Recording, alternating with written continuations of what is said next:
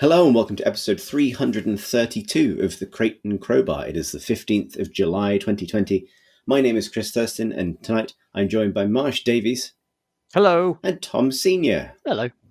Marsh, I believe you are in prime position to tell us what Jeff's done now. Yes, Jeff Keighley released the final hours of Half-Life Alyx, which is his... By himself? Well, presumably not, because it's quite an elaborate multimedia venture, which actually encompasses, presumably, part of the Half-Life 2 engine in order to display models and allow you to kind of slickly rotate them and animate them and things within the flow of what is otherwise an article, which is the sort of not just the making of Half-Life Alyx, which would have been interesting in itself, but also the sort of not making of the several games that preceded it. And were aborted by Valve, and it's really interesting. It's really interesting because of the level of access that Big Jeff has got to Valve across the course of many years, which just by itself it allows you to find out things that were previously undisclosed about this formerly quite secretive company. But as a sort of journalistic venture, it has quite a lot of question marks above it. I mean, I noticed a large number of inaccuracies in it and assumptions which just didn't seem like they were credible, and descriptions of things that just don't really make sense. So it's in some ways, I found it quite annoying because I feel like with the huge amount of resources and access that clearly underpin this, it could have been a kind of just a slam dunk. Oh, this is the best making of ever. Right. Or the best insight into Valve ever, I guess. It probably still is that, as it happens, even if there are things about it which you think, well, I don't know, that doesn't really match up with... I mean, to the extent that he actually quotes from an interview that I did with Gabe Newell, and he gets the quote completely wrong. And you were there. So, and I was literally there and wrote it. So, there's question marks above it. And also there's things like, even down to things like the timing of things don't match up with stuff that... was at least the word on the street, as it were, during the course of the development of these things. But principally, the kind of most interesting thing about it is that Valve has long sort of championed itself as being this sort of school for the gifted, completely flat hierarchy. People work on whatever projects they want to, and they just kind of wheel their desks over to whichever little Scrum team is making whatever thing. And for a long time, people outside of this were like, well, how does that really work? And the answer was, it doesn't. They still made great work, I'm sure, but never managed to get it to the stage where it picked up enough momentum to reach completion on many projects. I don't remember the exact number of canned projects, but it is a substantial number. And it's also difficult to track and definitively say how many projects were canned because... you've worked at game studios, you know this, that projects are often fragmentary, and then one thing bleeds into another, and then something can start out as one thing and then end up as a different project. So it's not quite cut and dry, but it's at least 5 fairly distinct, fairly substantial projects, including previous versions of Half-Life 3, which at certain points was also a VR game, and then not, and then there's an RPG game which is referred to as a sort of Souls-like game, and then there's Arty, which is a sort of Minecraft-ish game that was also canned. Lots and lots of canned stuff, basically. And it seems like, having spent years canning games and not really getting anything out the door, there was a sort of change within not so much the hierarchy, but sort of the groupthink within Valve, that actually maybe it isn't a good idea just to work on things that you want to work on. You should just suck it up. Everybody works on a project to get it out the door, even if it's not the one thing that you're most keen on. And the result of that was Half-Life Alyx. By all accounts, is very good. So there you go. Yeah, it's super interesting. I haven't had a chance to dig into it myself. I've only had the sort of second-hand account of the various revelations in it. I will say I kind of second what you said about some dates not matching up, because I had my own access to Valve over the last couple of years of my, particularly the esports and Dota span of my journalism career.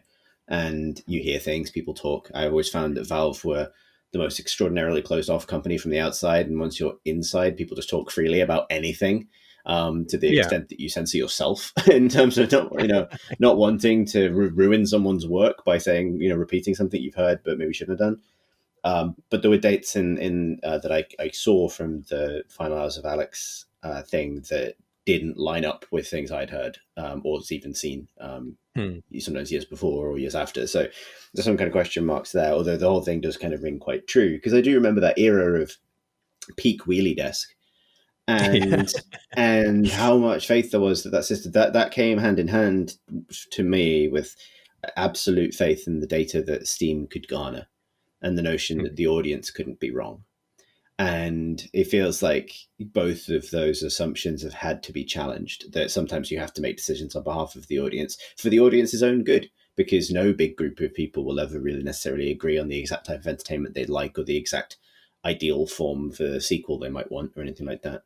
And similarly, no group of developers is necessarily ever going to 100% agree on a vision for a project or something like that. And someone can't make a decision one way or another.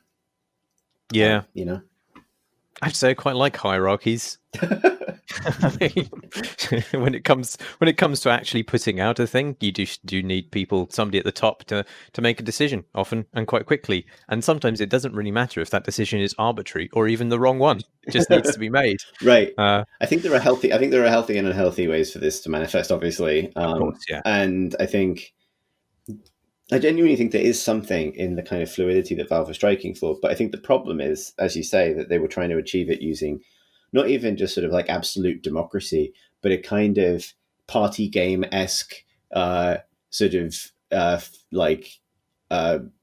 musical chairs system of structuring a team. Like I think it's tied into a lot of things for Valve, and these are all outside observations, I would stress. But I think another side of it is a real aversion to having a management layer or any of the soft skills that kind of exist in a studio. They really wanted to hire programmers and artists and have them manage themselves to some extent and vote with their wheels.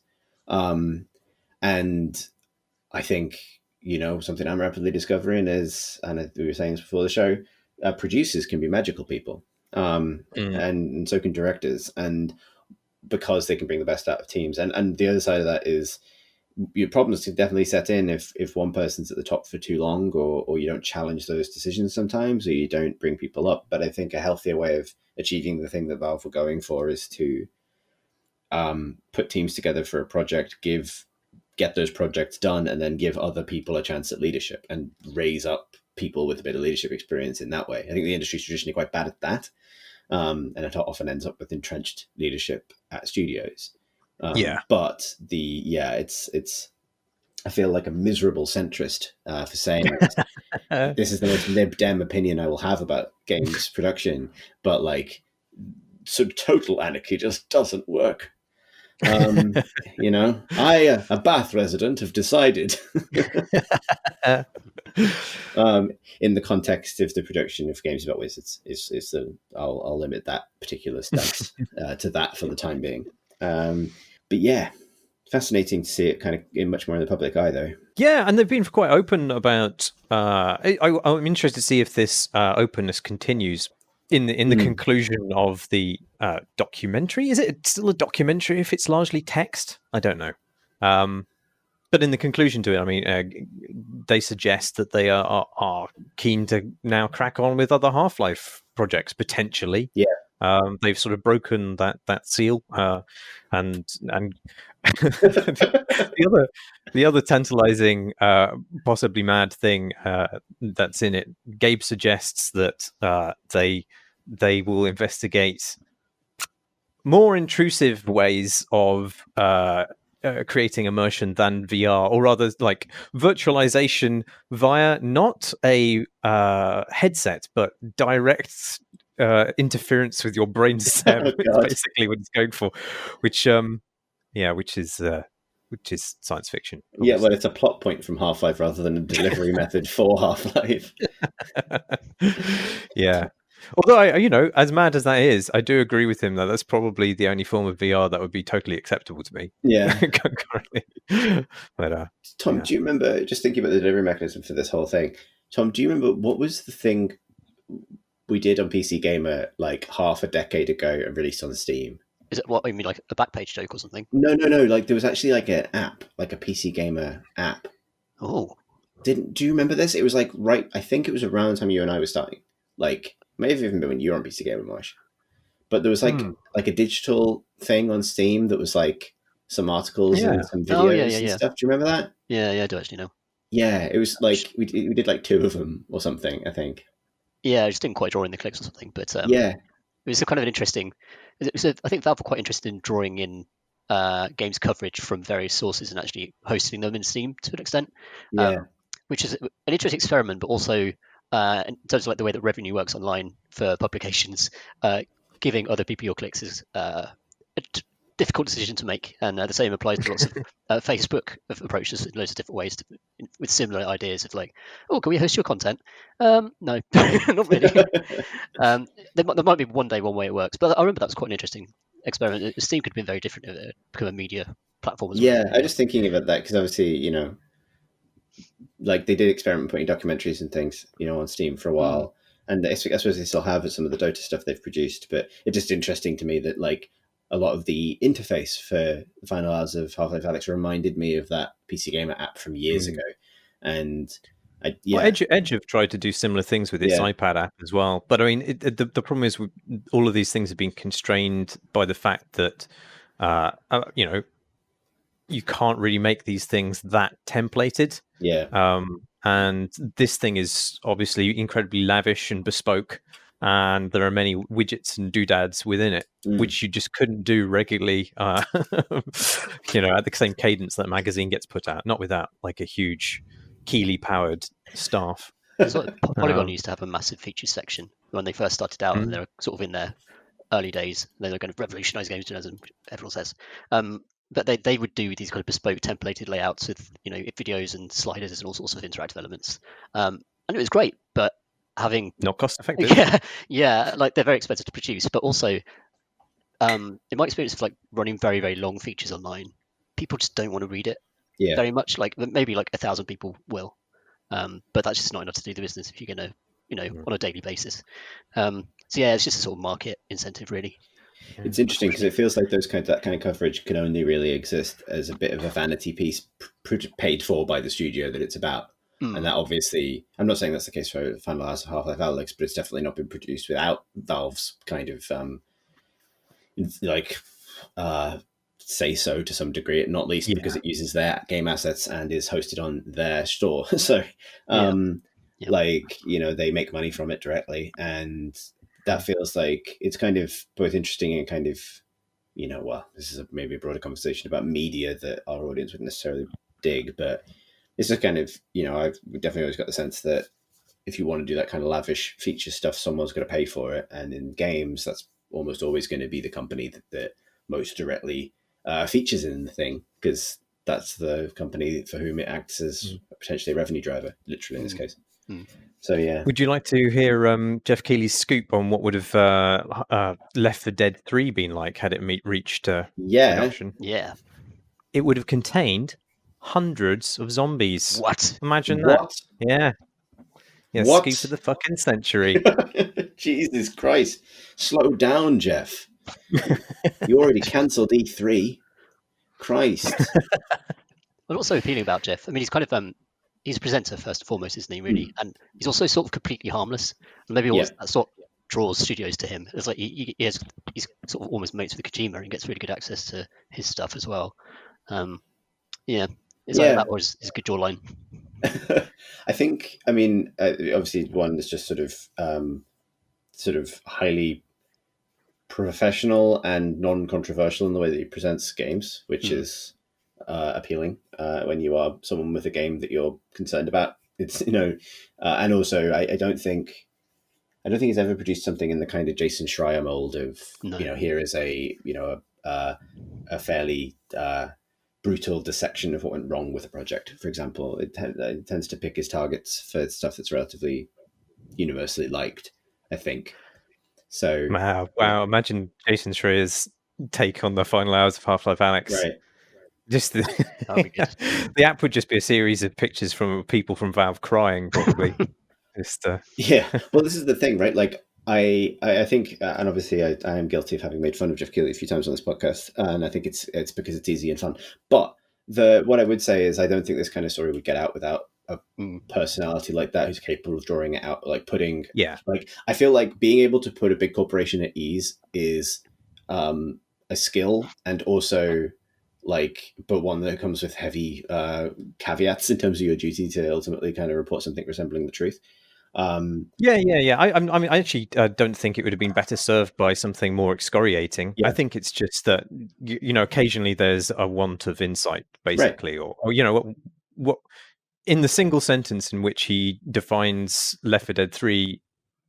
It should answer the question of what was different about Left 4 Dead 3 from Left 4 Dead 2. Probably, yeah, probably, yeah. Anyway, but I mean, I guess what I'm saying is like I don't think this sort of thing would get made, even based on my own experience with Valve and being fairly friendly at one point. Like, I don't think this sort of thing would get made if it was if it came from a different position or a different sense of being on site. And I've definitely had that experience as a journalist where you do have to show that you understand the kind of needs of the company that you're covering in order to get the story that ultimately maybe shines some light on something. It's not always possible to rely, it's not always possible to get those sources otherwise. So kind of get it. And it's kind of cool that this story's finally come out. And I will say that. Yeah. And I hope that in some way Jeff can forgive me for the mean things I've said. Should we talk about the Ubisoft reveals that happened before the event that they decided to reveal them all at because they were leaked? Don't they always leak UB reveals? UB is quite leaky, and not in the sense that sometimes things are intentionally leaked to get extra news cycle out of them, but like everything just you just know what Ubisoft are doing at all times, which is fine. But also like you could have predicted the slate of what they're actually producing for the next year or so anyway. But it was nice to see a bit of Valhalla, and Watch Dogs 3 is sort of still on the horizon. And that's got some interesting ideas. Nothing particularly inspired me though, because it feels like Ubisoft games are so templated. As I've said this on the podcast before, it's just that I know exactly what the game is going to be, even if it looks different, it has a different theme. The Far Cry 4 cinematic trailer was quite interesting. The idea of kind of being the son of El Presidente and whether the game managed to treat that with the sensitivity that it deserves. That the series is definitely known for. Exactly right, yeah. I have to admit, so full disclosure, I didn't see any of the Ubisoft stuff. So I'm going to rely on you both to tell me what the games were like. I think I was most impressed by Valhalla, actually, which was surprising to me because I thought that Watch Dogs would be the big draw for me. Actually, none of the stuff came out of the Ubisoft's own presentation, especially coherently, I thought. Whereas the sort of subsequent wave of videos by third parties like PC Gamer and Rock Paper Shotgun, etc., did a much better job, I think, of advertising this stuff to me than their own advertisements. But yeah, I have some reservations about Valhalla because it's just it's not the Viking / medieval Britain, Dark Ages Britain fantasy that I particularly personally want, but it nonetheless looks like it has some fucking great stabbing. Lots of axe throwing. You can materialize axes in your hands magically and throw them. That's good. It seems like a lot. They've really leaned in towards the magical stuff a bit more. I know that there's a big thing in Odyssey, but you just explicitly the boss fight they showed was just fighting the lightning god who could summon lightning from the sky, which is fine. But I don't know whether like I kind of miss the ambiguity in Assassin's Creed Odyssey. Obviously, that doesn't last. Like there are just explicitly fantastical, mythical things happening in that game. But I love the way it's introduced really subtly. I wonder if Valhalla would just be sort of supernatural right away throughout the whole game. Yeah, right. I didn't come away from Watch Dogs feeling particularly enthusiastic, actually. The sort of cavalcade of British caricatures didn't sit right with me at all.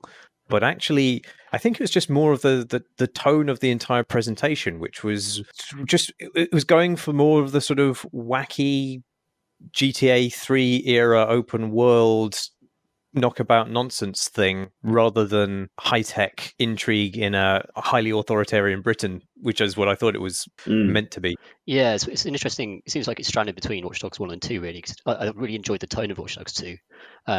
Whereas like all the marketing made it look like it would be unbearable, like trying to come up with these young hackers and make them cool, but actually just makes them all quite nice nerds. And like you can go around killing people, but if you play it non-lethally, like the main character is actually an interesting guy to play, and it's a very sunny, quite a silly sandbox in the end. Whereas if it's like sort of nighttime all the time and it's post-Brexit Britain and everything's got to shit, that doesn't quite sit along that tone really. So I wonder what they're going to do with that. I've watched it. I've wondered like what the kind of multiple character switching stuff is really going to bring to it. That's going to make it feel any different to any of Ubisoft's other stuff. Because that always sounded interesting on paper, but if you're still going to be doing the same hacking mini game over and over again, I don't know what variety that will really bring. Yeah, it's got invisible cars in it. What? Yep. There's just straight up. If you play one of the spy classes, you have access to a spy car which has rocket launchers and a cloaking device and other stuff. So What? That's not hacking. I know it seems to have veered. Yeah, that stuff just turned me off completely. I was like, oh, it's just an open world in which nonsense happens. Then yeah, you can hop on big delivery drones and then just fly them around the city. No one will stop you apparently. I don't know, it might be fun, but yeah, I got the same tonal problem with it actually from what they've shown so far. And Chris saw it for us, and he was pretty underwhelmed by it. But we'll see. What else was there? Well, actually, one of the games that was showcased is a game I've been playing, which is Hyper Scape, which is Ubisoft's new free-to-play battle royale game. And it's it's a very slickly made one of those. But the fact that you have to think of it primarily as one of those sort of expresses the emerging limitations of the genre, I think, to excite me. Yeah. I don't know. It's not. It's got some innovations in that. So it's set in this cityscape, which is within the fiction a virtual cityscape. And while the fiction itself doesn't do anything particular to wow me, it does allow the game just to sort of throw away the rules of reality and bestow really outlandish power-ups, and you can turn into a ball, other things in ways which other games with a kind of more kind of conscientiously realistic in inverted commas scenario might fail to pull off convincingly. I think the thing that I like about it most is quite a subtle change, and I don't know that these sort of subtle changes are really enough currently to draw players away from the big existing already well polished exemplars of this of the battle royale genre. But it changes the manner in which you sort of scale up the power curve during a single match. So rather than going out and finding new, bigger weapons, which is generally the motivation for moving around these sort of large maps in any battle royale game, you're actually better served by just sticking with whatever weapons you find first and whatever power-ups you find first. Because when you pick up duplicates of those, it fuses with them and significantly enhances their effects.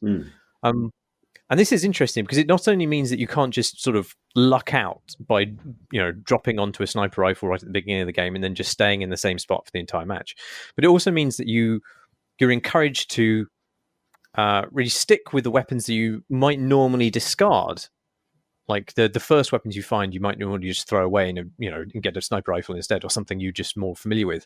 But in this, because you have the chance to upgrade them, you're more likely just to plow ahead with the same weapons, and so it encourages you to play around more with the arsenal. But it also means that you communicate more with your teammates and ensure that you have different weapons and power-ups from each other, so that you aren't then competing for the same duplicates as you move around the map. And that actually was incredibly effective. It did change the way that we thought about the environment and where we would go and what we would do. And there's also some other end of match stuff where you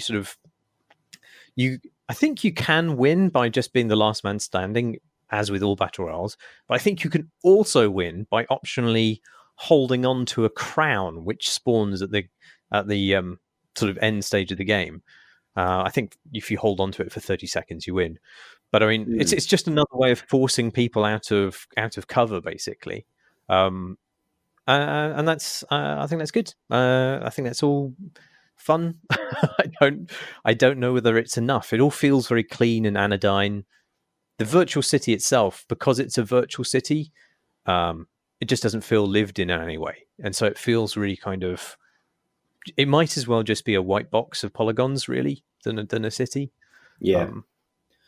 I don't know. I'd say I did see this. This is probably the only trailer I did see, and possibly because it leaked. And I did think that I quite like the VR setup as a conceit for Battle Royale, partly because that's effectively what Fortnite is now. Like Fortnite is about as close to, Ready Player One style VR landscape as exists in games at the moment. I'm not saying it's a good thing necessarily, but in terms of just this kind of nonsense mishmash of pop culture and things that are popular. And if you want a Deadpool skin, you can be Deadpool. If you want a Batman skin, you can be Batman, whatever it is. Like that particular vision for what like multiplayer service entertainment looks like lends itself well to this genre, I think. And that's a way to do it, certainly a way to do it. And so I quite like the conceit that, why pretend? Just make it a VR environment, and one day perhaps we will engage with it in VR because of Gabe's brain cable. But for now, it's a solid kind of conceit for a game like this, I think. Did you? I want to note it because I think it's important to note. Like, did you find that the Ubi reveals were overshadowed by the broader things that are happening at that company at the moment in terms of the various abuse allegations and the resignations of so many senior producers and leaders? Well, not within the context of the presentation itself, particularly because it didn't refer to it at all. Right. But I mean, I feel a little bit sorry for their sort of marketing messaging team around this, because it's sort of there was no right move for them to make. I don't think anything would have had a good effect. I don't think anything would have been enough, frankly. I think they probably decided that they are better off speaking with their actions. They did post a very direct and frank statement about this, and said that their presentation had been recorded before these allegations had sort of reached whatever conclusion. So they weren't. That's why they weren't included in the stream. People have been very skeptical about that and said, well, they could have recorded like a 10-second clip or something like this. But I don't really know that that's better than just putting a statement out there. I guess there is a sort of cowardice in divorcing the two things. Yeah. But at the same time, they are divorced. Like the two, if you consider that the games, the products that this company make have been made by thousands of people who probably aren't sexual predators, then perhaps there is a reason to separate the two things and allow those people's work to stand on its own merits, and also have a separate, address to the circumstances. And that's what they did. But obviously, people were not satisfied with this, and perhaps rightly. I don't really know what the right thing to do is. It feels it's a horrible situation for literally everybody involved. It is, and the reason I mention it is just because obviously I think you want, like, I kind of agree to the extent that I think it's still worth, for example, talking about their games. See that question raised as well. Like, is it even appropriate to talk about their products? And I've some first-hand experience of Ubisoft Studios, and the impression I got is, holy shit, a lot of people work there, and their particular studio model, like it or loathe it, does, house a huge amount of people in the industry who often do very narrow tasks on these games. And a lot of that work is, I think, because of the scope of the games that Ubisoft tends to make, quite hard to pass sometimes. So it's easy to kind of gloss to glaze over during the credits of an Assassin's Creed, which was made by 6 different studios or something, and thousands of people. So I think it is still important that those people get to see their work be celebrated. But obviously the failings of leadership are what they are, and are horrible. But I just kind of wanted to say, make sure that we'd acknowledged it at least, because it is certainly a thing, and the games themselves are interesting, and as I say, kind of worth discussing for the sake of the people who've poured their heart and souls into them without any involvement in the things that have been going on.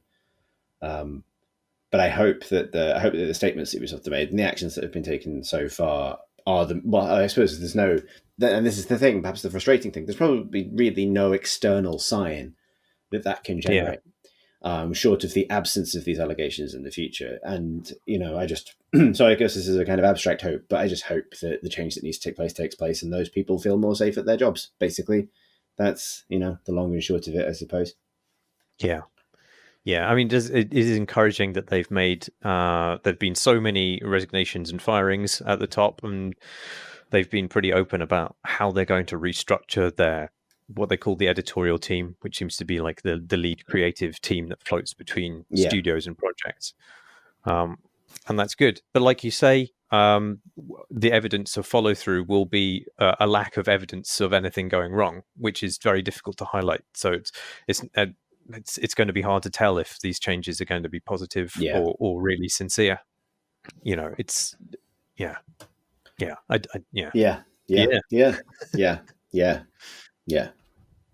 Is that what you've been playing this week, Marsh, Hyper Scape? Or I played two other games as well, actually. But I have very, very small amounts to say about them. So hopefully, combined, they will equal a single take. So the other game, which is related, that I've been playing, is Rocket Arena, which is a 3v3 competitive game from EA. Actually, the other one. That's why it's the other one. EA, the other one. So it's a 3v3 competitive game. Everybody has rocket launchers.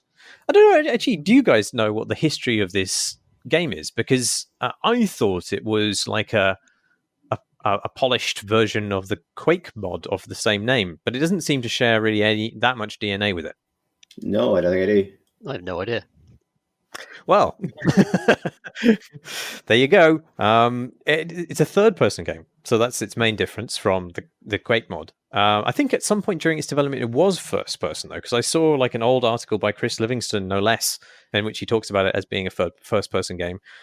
But anyway, it has this sort of slightly spongy, plonky, floaty movement in the way that certain third-person games do, which is not necessarily bad. I do quite like it. But it certainly doesn't try to be to capture that unfettered frenetic speed of, the Quake 3 era of deathmatch.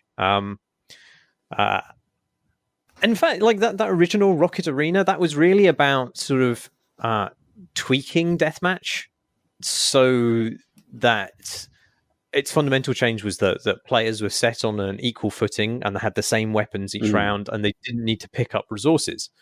But this is a much more radical departure from that, even if, maybe it doesn't share any kind of DNA, so comparing the two is possibly asinine. But it's really much more about rockets themselves, using them to propel yourself around the arena, with just firing them beneath you, or using them to propel your enemies out of the arena.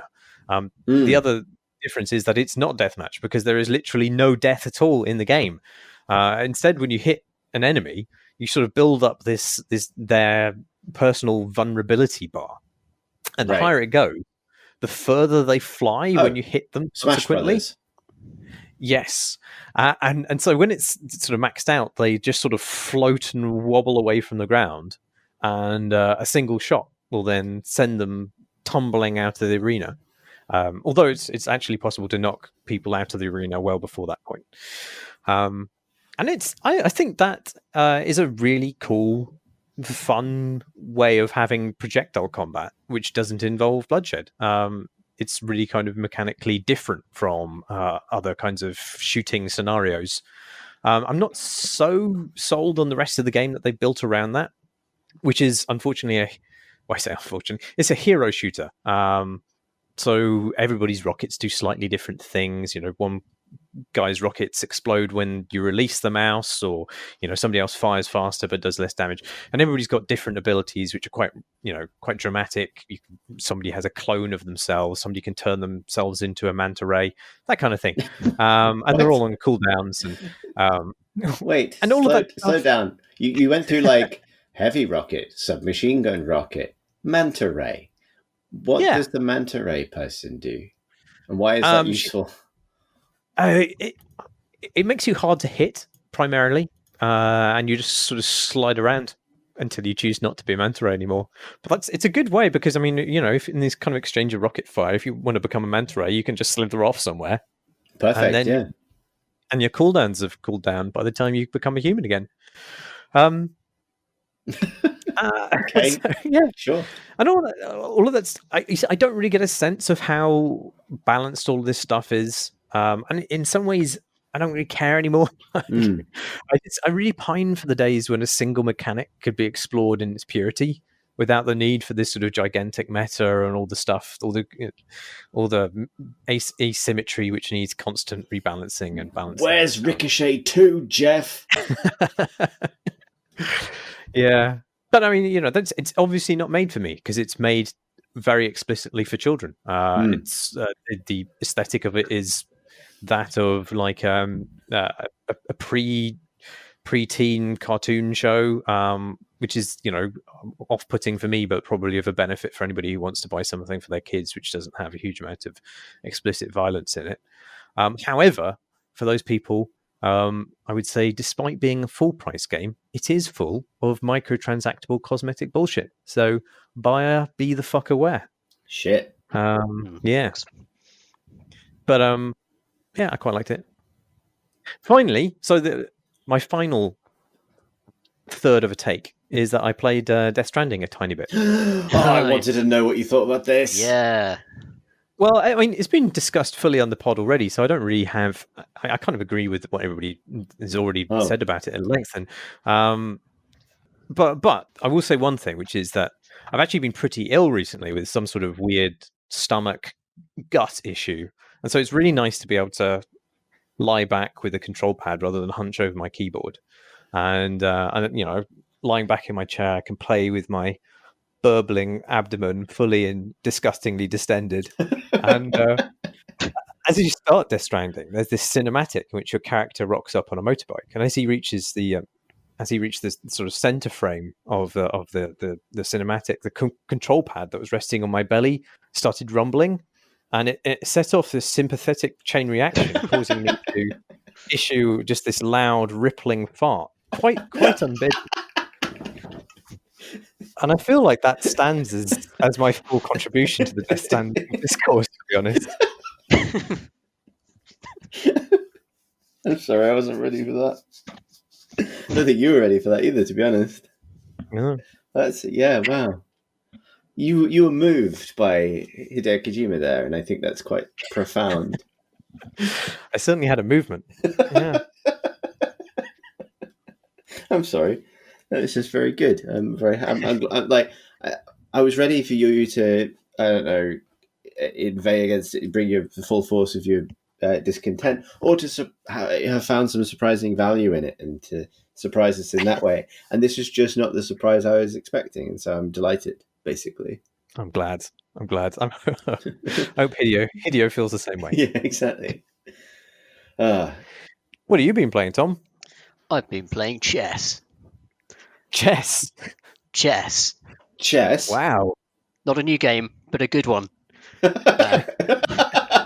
You should do marketing for chess. That's the strapline. Yeah, so this is definitely one of those sort of aspirational hobbies that a lot of people, I think, have picked up during lockdown. Like, oh, I'm going to learn to play the piano, or oh, I'm going to learn French. And for me, it's I'm going to learn chess.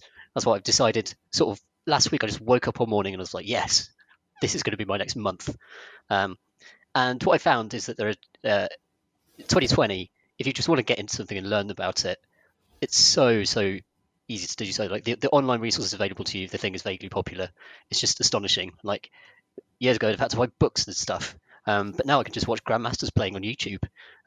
Though I've gradually found my level, which is a series of lectures by grandmasters, in which they literally teach 5-year-olds about about chess openings and things, and that is exactly my level. I've discovered. I know where the pieces go, but I don't know what to do with them.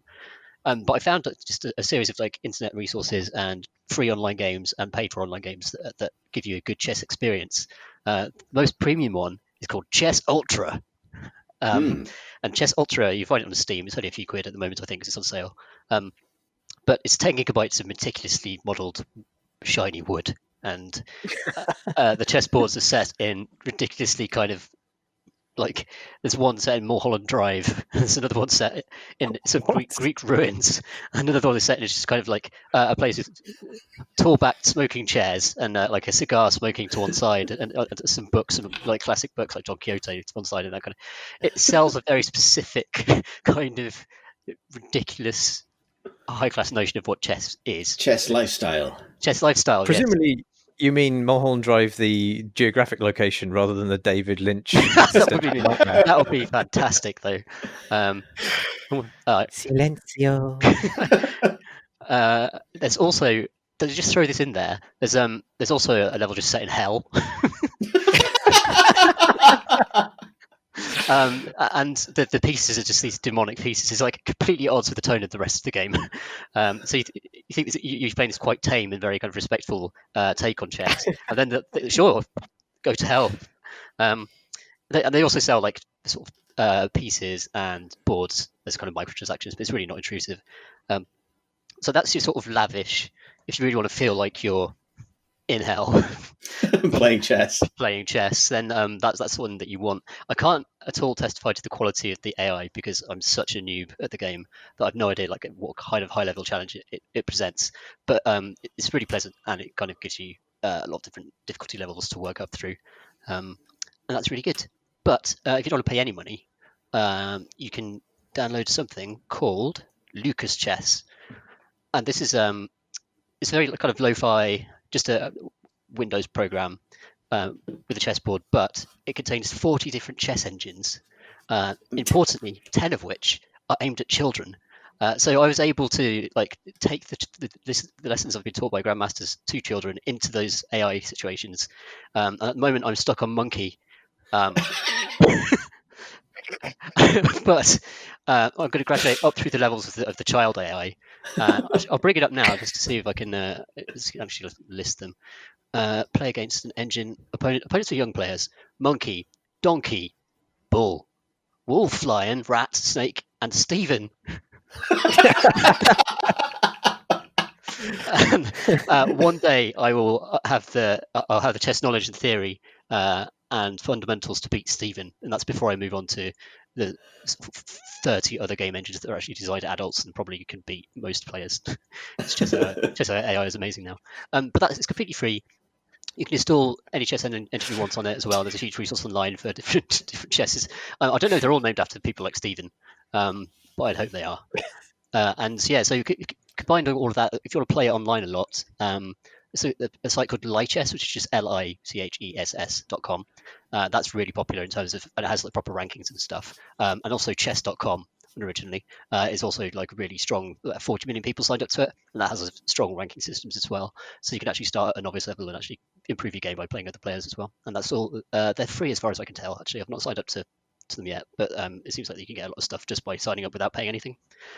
So yeah, that's been my adventure as a chess on the internet this last couple of weeks, and I just made me really happy that this is an ancient game that is actually quite obtuse and difficult to get into, but thanks to the just free resources online now, you can fight Stephen, and hopefully one day win. and hopefully use the same resources to teach your children to one day defeat Stephen as well. Yeah, I mean, they could defeat me, I'm sure, at the moment. Yeah, in hell, like.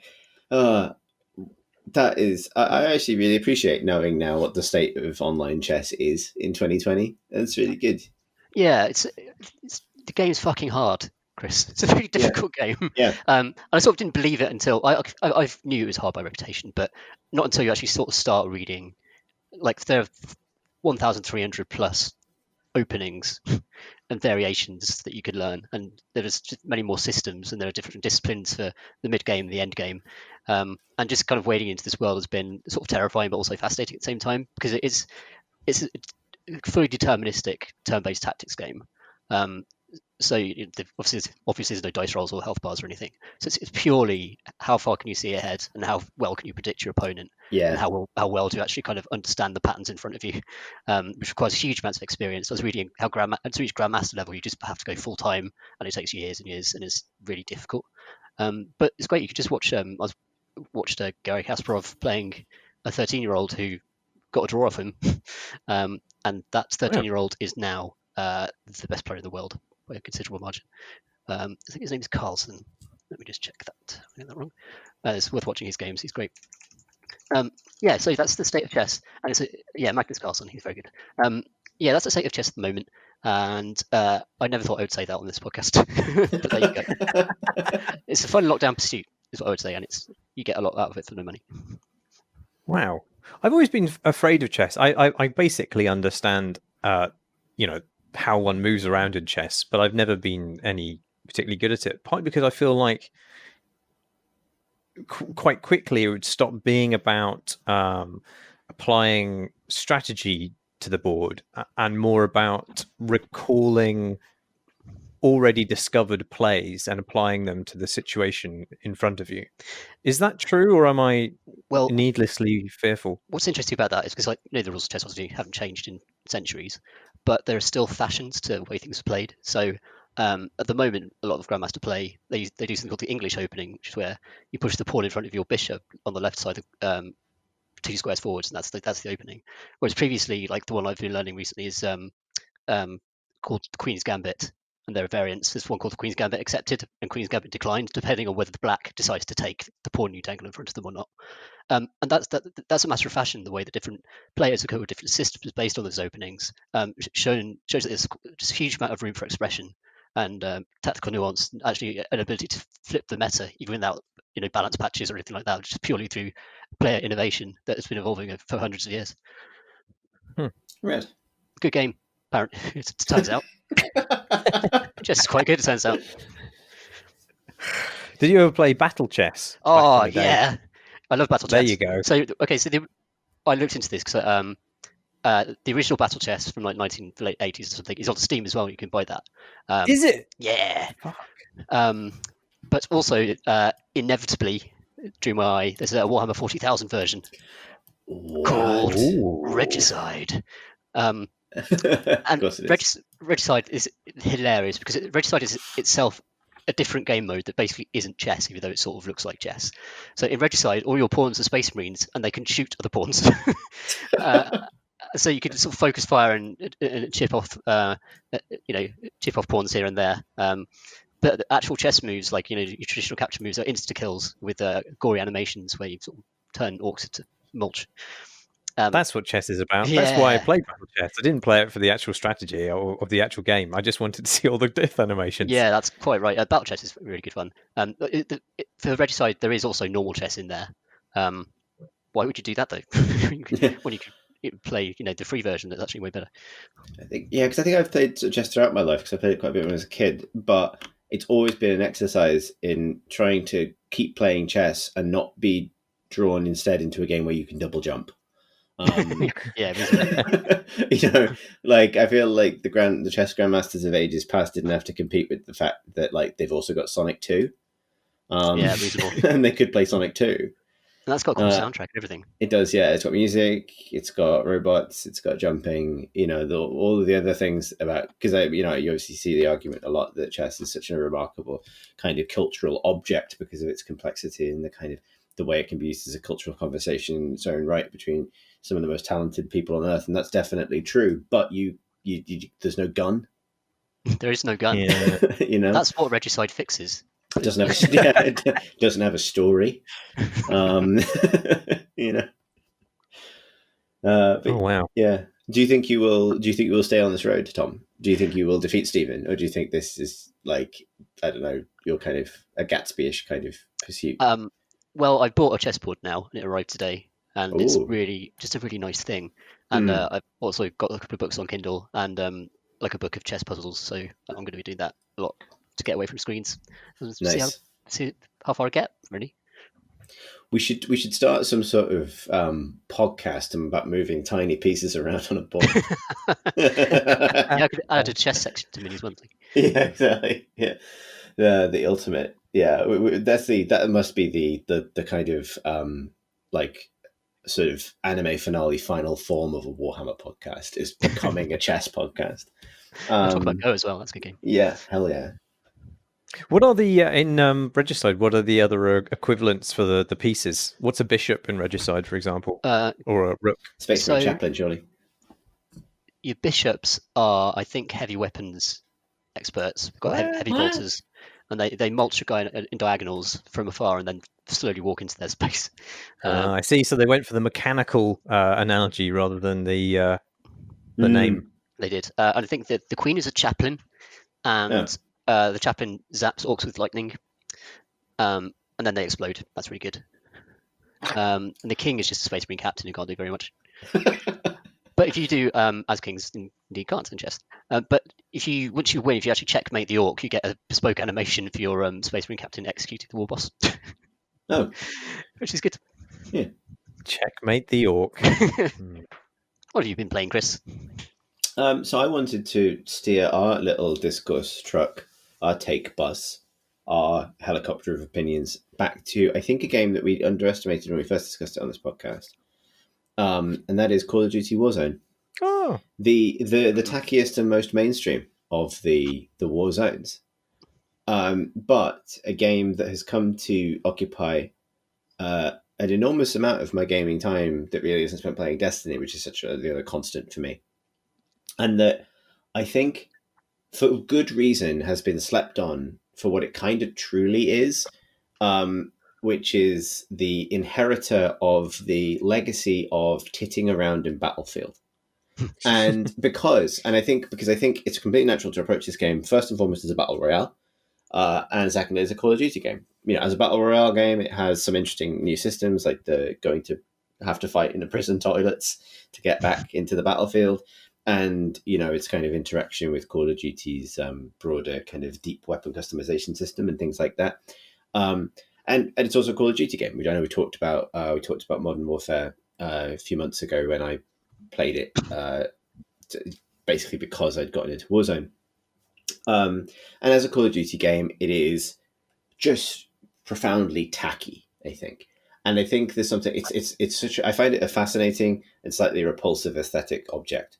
And I'll start with that because, it's got the worst skins I have ever seen. The least appealing characters, the gaudiest. They have all these skin packs and things you can buy that are advertised like, I don't know, rare crisps from the 90s or something, like toy promotions for like TV shows that were all themselves promoting toys that didn't exist. Like there was garish kind of fucking, half of them look like signs for vape shops from hell. Like this, it's fucking awful. And yet somehow amazing. Like this, get to level 70 on the latest battle pass. You can have a helicopter that looks like it belongs to Guy Fieri. And like, the industry broadly has gotten pretty good at like challenging what it means to like, flex your brand in a bunch of different ways to sell people stuff. Basically, Fortnite obviously ships in pop culture, repackages it in Fortnite's art style, and sells it, and becomes this big kind of theme park adventure of different IPs, kind of, and kids playing in that. And Valorant is doing a bunch of stuff is finding inventive ways of doing skins for guns. Basically, now you can buy a dragon that spits fire at people that replaces your sniper rifle, stuff like that. And Call of Duty is just the tackiest thing on earth. And I think because of that, it's really easy to dismiss the whole thing as both expensive and cheap. And there's some things about it that are baffling to me, like the fact that it's like 220 gig, and every time they update the single player or the other multiplayer modes, everyone who just wants to play Warzone, which is free, unlike those other modes, has to re-download 80 to 200 gig worth of game. Oh my God. The fact that every time they patch it, even 200 meg, the game has to reinstall every shader it's ever dreamed of, or it doesn't work. Like, it's such a shonky, weird, kind of rattly games as service nightmare thing. But, and this is like the big but, and I cannot lie, of this, it's also really fucking good. And it's good when you break out of the playstyle that it tries to enforce on you, which is, again, the sort of PUBG Battle Royale rhythm, and you realize what it actually is, which is the feeling of hanging out with your mates on a Battlefield 2 server circa 2003, 2004, where the battle around you was so big and so inconsequential, it didn't really matter what you did. And it's just a game about finding out what happens if you stick C4 on a Jeep and drive it into something else, or what happens if you try and switch seats in a helicopter so that you can shoot from the side of the helicopter, then get back into the pilot seat to fly off in a different direction. Which is also it has in common with Halo, like original Halo, where technically there's a multiplayer game to play there, but you're really titting about with the vehicles and the physics and the weapons. And there's some magic formula of buggies, helicopter type vehicles, and sticky bombs that is just fun. Like that's just a combination that works. It has all of those things. And Battlefield subsequently has moved on in this different direction where those games are pretty hectic now, quite fraught. And they're quite good at creating these sorts of moments of sort of military spectacle. But you're always kind of doing something, and it will find ways to spawn you closer to the front line. And a concerted design effort was put in place to not make those maps these sorts of quite loose feeling spaces that you just kind of do stuff in until it ends. Like, my experience of classic Battlefield was always that like maybe 10% of the players are actually playing the objectives. Everyone else is just pursuing whatever their personal idea of success looks like in that environment, whether it's sniping from the back of the map or running people over in a Jeep or something. And that is exactly what Warzone is. And that I don't know, it's fine. I'm finding it so much fun at the moment. Like I'm finding the little pull of actually looking into loadouts and figuring out how to play it properly. But what we do, and I play it a lot with my friend Paul. Paul's got kind of a friend of pod, and almost every day now. And you get into these rhythms. Like a lot of our game circles around the game's trucks, because Warzone, again, because it's a expensive, lavish, shonky, trashy mess. It really it has vehicles, and they're quite powerful, honking vehicles. It also doesn't really have physics for them, so you can drive them off a cliff and they'll be fine. They just sort of bounce and roll across the environment like Tonka toys, and you can. But so a lot of the plan is often to get a truck and just drive into the countryside and run people over, and its sound balance is kind of weird. So like yesterday, I managed to very, very, very, very, very slowly land a helicopter on a sniper who was hiding on a hillside in a ghillie suit, watching someone else, and just nut him with the front of the helicopter to death. And that was very, very, very funny. And it was Guy Fieri's helicopter as well. And so, and like, because I appreciate, like, when the game first came out, people started talking about it. It was very much like, this is Call of Duty's Battle Royale. How does it weigh up? I guess it's fine. But it's a secret gem, that game. I really love it. It's I'll send you a link. I do occasionally put unlisted game clips on my YouTube to share with friends, but I made a little supercut of just one night that me and Paul spent in Warzone titting about, and it's genuinely like the most fun I've had in a multiplayer game in fucking ages, because it's just so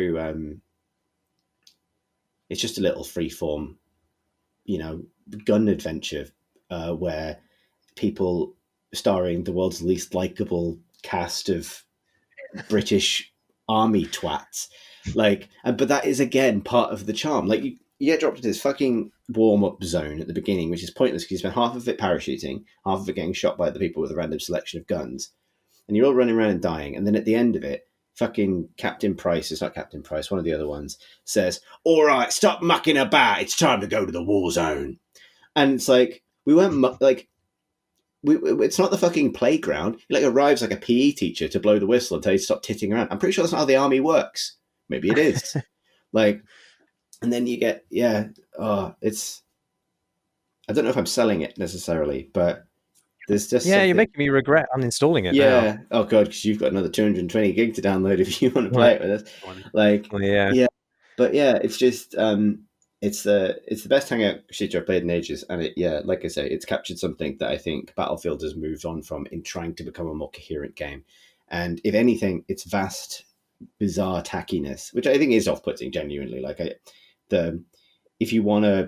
want to know who goes into the store for that game and says, "Yeah, I'm going to buy the skin pack marked Rattlesnake," which has they're advertised like gladiators from the ITV TV show Gladiator, but somehow like American and worse.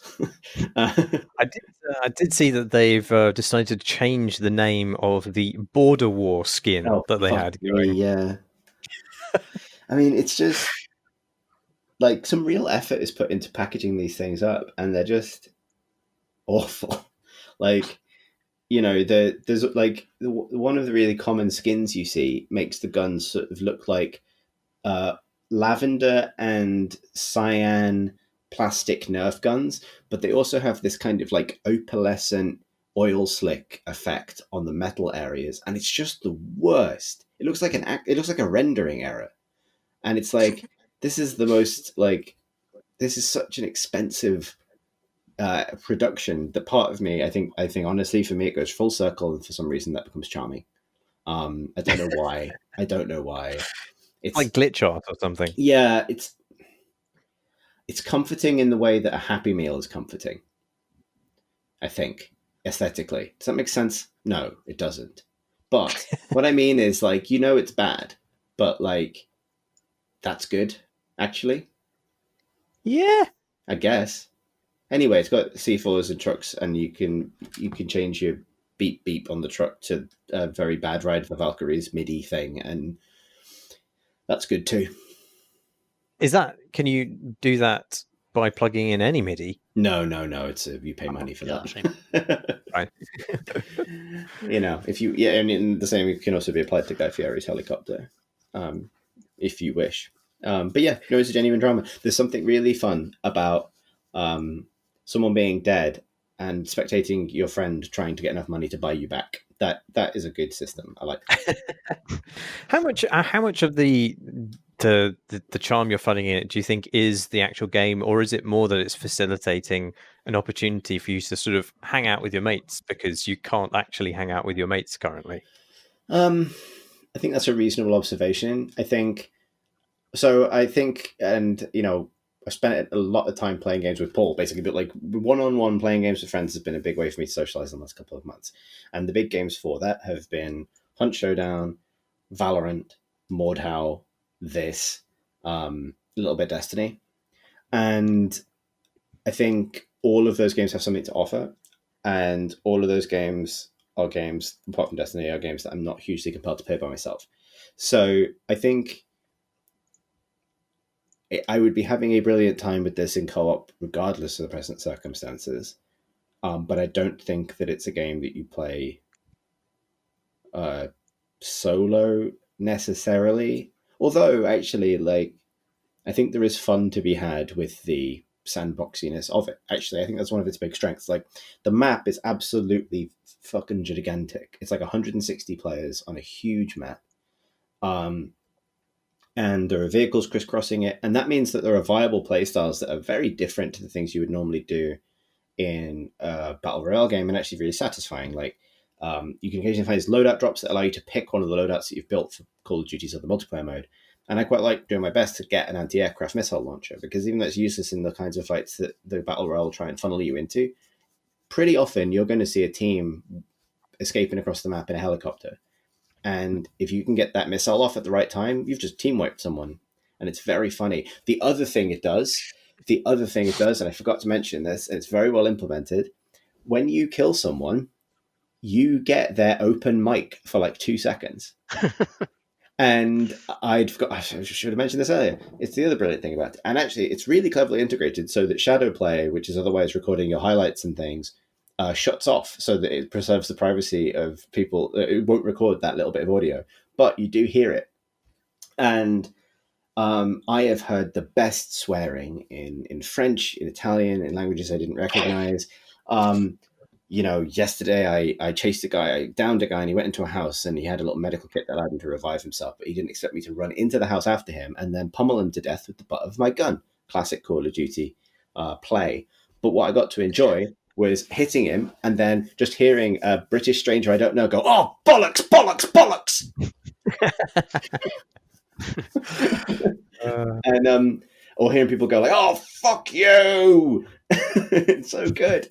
It's so good. Or like yesterday when I landed a helicopter on someone yesterday, I just heard this "What the fuck," and it was so it was just so good.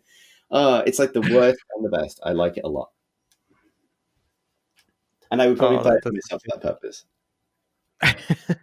What things have you said that other people have been delighted to hear? So I having been caught? don't know, because I don't know if it just opens your mic regardless, or if it opens your mic if you're already using in-game voice. Because if uh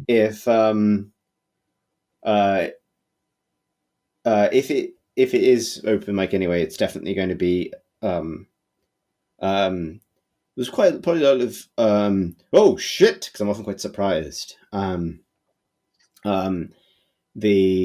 think there's quite a lot of I have a tendency when surprised in a game to become more polite, which is a strange trait, but to say like, "Oh, hello," and then die like immediately.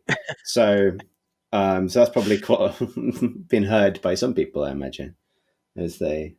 Or actually, the other thing I say a lot is, "Oh, there's a dickhead." So I think that's probably also being transmitted across the globe on my behalf by the Activision servers. So good use of everyone's resources. That's all I have to say about Call of Duty Warzone. Shall we do some questions from questions? Yes, so let's do exactly 2 questions and then go to sleep. Okay. Marsh? I'm down with that. Okay, cool. Our first question comes from Nebajoth, who writes, "Hello, Crowbars. 2 of the games discussed on the pod quite a lot lately are Deep Rock Galactic, which recently exited early access, and Satisfactory, which is still in early access. Both of these games are published by Coffee Stain Publishing. Coffee Stain Studios develop Satisfactory directly, while they have also invested significantly in a minority stake in Ghost Ship Games, which develops Deep Rock. I play both of these games heavily, having discovered both through the pod, and love them, but I'm a bit concerned as both games are also quite explicitly about extractive capitalist activity. Whether it is the mass extermination of native fauna while pulling out tons of mineral ore in DRG, or the massive deforestation and belching factories of Satisfactory, these games are fundamentally about unfettered capitalist behavior that never present decision trees to allow for anything less than complete acquisitive annihilation of an ecosystem. Do you think that Coffee Stain Publishing could possibly be a front for a shadowy ideologically conservative think tank or investment cabal attempting to push a specific ideology of pure capitalism? If they're actually just innocent liberals from a Swedish university as their bio claims, is there another, perhaps bigger or more established game developer that might be insidiously framing their ideologies into a game with the aim of normalizing something with political motivation? And that's from Nebajoth, asking the real questions about dwarves. Well, given that Coffee Stain's first and greatest success was Goat Simulator, slightly harder to see the capitalist metaphor inherent in that, apart from the fact that it was possibly a very, very profitable game to make. Yeah. Yeah, I think. But aren't all games really about unfettered capitalist exploitation? I think this has come up on the podcast before, where just the way that games are structured around usually the player being a self who uses up the resources of the environment. They're structured as per the capitalist ideal, generally speaking. Yeah, well, I mean, all game, the majority of single player games to some extent are about occupying a world where you are the only active participant in a kind of private, acquisitive wank universe, and that is the only safe environment in which it is possible to enjoy the mechanisms of that kind of acquisition and retain your moral integrity. If games are a kind of the safe place in which to do things that in other contexts would be deeply immoral or even evil. Like yesterday, like I said earlier, very slowly crushed a man with a helicopter, in Guy Fieri's helicopter, no less. I can't do that. The kind of thing that Ian Duncan Smith would propose. Exactly. No less. Yeah. In reality. I got my most centrist takes out, earlier in this very podcast. But, to go further right than that, I need a video game to let me slowly dip a flame insignia helicopter onto an innocent ghillie man's head. In the Warzone. Behavior I would not exhibit in real life because I'm too shy. I was trying to think of like farming sims or something like Stardew Valley, where you're actually kind of cultivating your own existence in cooperation with the land. But also a big part of that game is selling your stuff to stay alive. So it's all about markets as well, I suppose. It's just at least you're sort of creating resource from the earth, rather than just chipping away at everything and stealing it forever. Right. Like, I mean, it's kind of one of the good things about games is they take away the consequences of these systems being applied to people's actual lives. Yeah, so you're not employing low-wage labor to work on your farm in Stardew Valley. So I often find the way games are sort of skirt around the uglier aspects of that issue quite funny. And I think like stuff like SimCity and The Sims are particularly guilty of this, where they kind of give you all the shiny benefits of a market-driven capitalist society and show none of the actual downsides for anyone. I'm trying to think about games that answer the question of deliberately trying to advance an agenda, and I'm sure there are examples of this. I mean, there are kind of, obvious examples in terms of like America's Army and things in the past, and games that had like a military recruitment angle to them, or at least part funded by military marketing, for want of a better word. But in terms of actually trying to instill an ideology on purpose with the aim of seeing that ideology represented more broadly in the world. There have been a couple of eco games. There was one which was about wetlands management, which was specifically about being able to make money off the wetlands in a sustainable way, which encouraged the preservation of animal welfare and such. And of course, there's been quite a few serious games in inverted commas which have approached ecological or political things from a sort of well-meaning perspective. I forget the name of it. Was it Fate of the World, which was a famous warning against the advancing eco-apocalypse that we now face, which set an impossible task of essentially rescuing the world from ecological disaster. I suppose that was didactic in the sense that it was teaching people to act now before it's too late.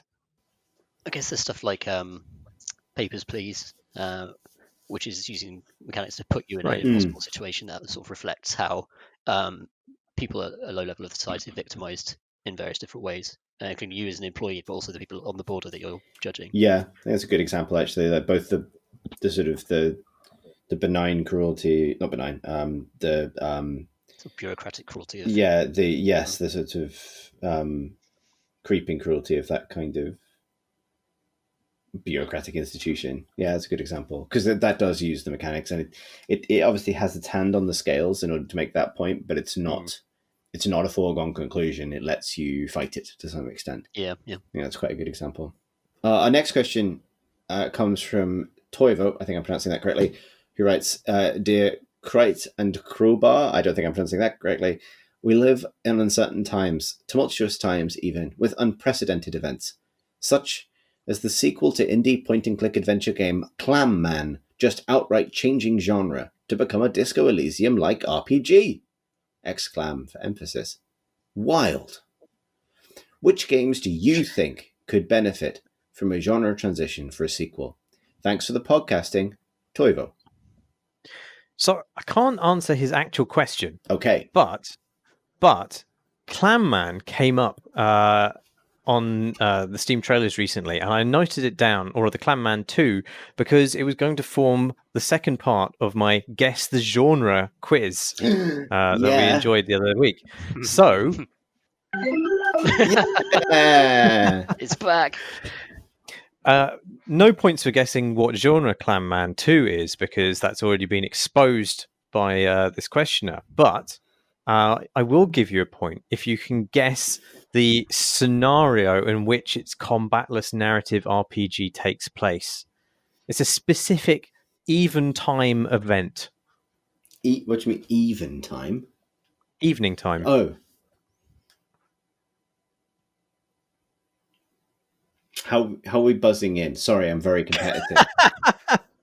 We didn't clear this up It's last time. It's always a shambles. Evening time event. Dinner or tea? Dinner or tea? I'm gonna go for brushing your teeth. Wrong. Oh shit! It's open mic night. There you go. I still haven't added a wrong sound to the soundboard. I should do that before the next time. God. But maybe we can have. We've got a link to the video. Oh god, is that the first? Is that without context on the podcast? That sound, as much as we love it. No, I think it's been referenced several times. Okay, that's fine. Good. Then. We've done our due diligence. But wait, there's one more question. Oh. And this is more traditional. Can you guess the genre of Genesis Alpha 1 Deluxe Edition?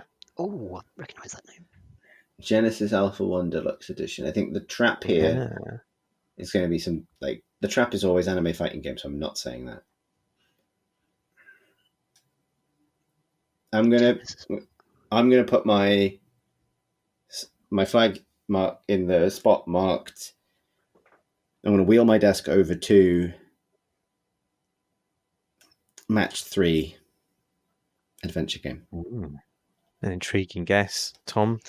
Oh, I'm torn between two ideas. One is that Genesis Alpha 1 is some sort of rogue AI on a first-person adventure game set on board an abandoned spaceship with blood written on the walls. The other is a multiplayer sort of 5 versus 5 multi-class science fiction competitive shooter. And I'm going to roll for the first one. Yes! I think you might have cheated there, Tom. It is a roguelike first-person shooter on a customizable spaceship. Well, I promise I didn't cheat. Right? Wow. Okay. I don't know. I don't know what about the name implied that that's what it would be, but there it is. It's also. I think it might also be multiplayer, so it might be both of your answers. Actually, did I make this game? Yeah, I made it. Anyway, well done, Tom. You've won this pointless round of a pointless quiz. I love it. That's great. Anyway, sorry, Toy Bo. Pretty sure that is double sorry. Monster sorry. Holy shit. I think Disco Elysium itself should have a brief genre transition into a karaoke game in which people tunelessly and drunkenly warble British Sea Power classics. Nice. I think that's just a party that when social distancing allows, we can have at your house. I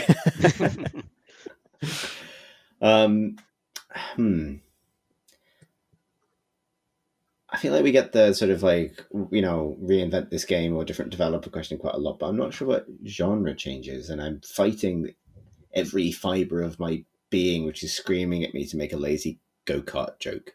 What genre would Warzone be if it wasn't a battle royale game? I think it would be a visual novel about encouraging some very broadly drawn British military stereotypes to talk about their feelings.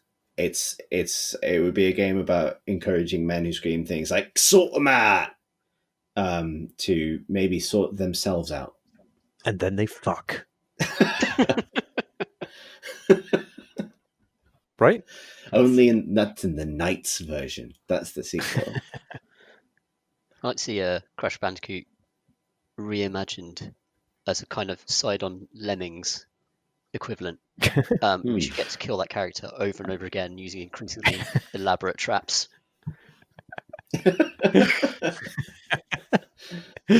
What would be the victory state of this game? The ultimate annihilation of Crash Bandicoot and all his millions of clones. Ideally in some sort of fiery pit.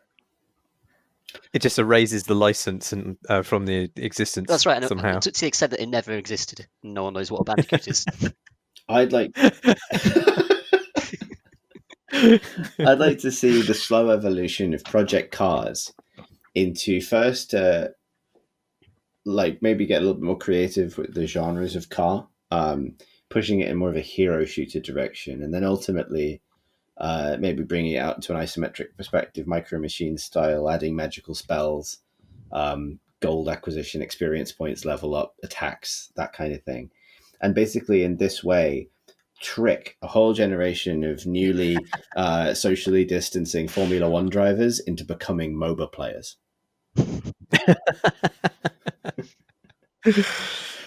Excellent. Any other incredible genre switches that you would suggest? No, I think we've covered all the bases. Karaoke, forgetting bandicoots exist, and ruining a game for very serious car people. You're right, we've done it. That's my wish list for 2021. Great. Well, that's all the questions we have time for tonight. If you would like to send us a question for a future episode of the podcast, you can email us at questions@crateandcrowbar.com. You can tweet us at crateandcrowbar. And you can also find the Crate and Crowbar community on our Discord server, the link for which can be found on our website at crateandcrowbar.com. We've got one of them YouTube channels where we upload these episodes, so you can just stare at a picture for an hour and a bit if you'd like. And that's at youtube.com/Crate and Crowbar. This podcast has been supported with many thanks by our Patreon backers. That sentence was all kinds of wrong, but just going to keep talking because there's no way out but down. And if you'd like to find out more about supporting the podcast and enabling moments like this in my life, then all you need to do is visit patreon.com/Crate and Crowbar. I don't think I missed anything other than to say that hello, have been Chris Thurston.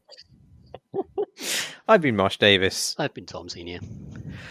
And we still are. Sorry, I cut you off at a really full-throated honk, and I regret that.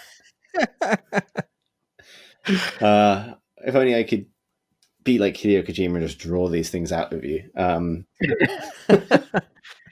Well, when we can finally abandon social distancing, you can come over and gently paddle my belly. If you like. Well, mournfully crooning some British sea power. Yeah. I miss pretending to be a ghost whale or something like that. Not true Hideo Kojima fashion. Not only do I miss human contact, I've also, I think, forgotten what it is. And on that note, it's time to say Thanks. Thanks.